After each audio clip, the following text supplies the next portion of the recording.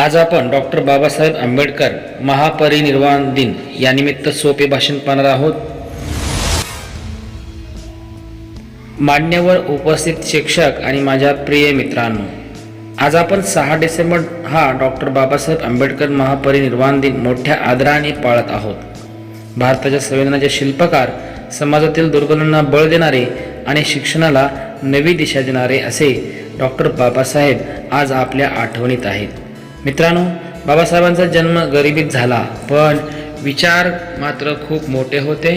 त्यांनी आयुष्यभर एकच मंत्र दिला, समानता, शिक्षण आणि स्वाभिमान। पुस्तकांच्या पानातून प्रकाश उमटला, अज्ञानाचा अंधार दूर पळाला, बाबासाहेबांच्या विचारांचा दीप जळला आणि समाजातल्या प्रत्येकाला नवं जग मिळालं। डॉक्टर आंबेडकर म्हणायचे, शिका, संघटित व्हा आणि संघर्ष करा। हीच 3 शब्दांची शिकवण त्यांचं संपूर्ण आयुष्य सांगते। जिथे भेदभावाची भिंत उभी होती, तिथे समतेचा पूल त्यांनी बांधला।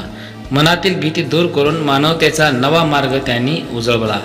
आजच्या दिवशी आपण बाबासाहेबांच्या कार्याची आठवण करून त्यांच्यासारखे साहसी, शिक्षित आणि न्यायप्रिय नागरिक होण्याची प्रतिज्ञा करूया। एवढे बोलून माझे 2 शब्द संपवतो। धन्यवाद, जय भीम।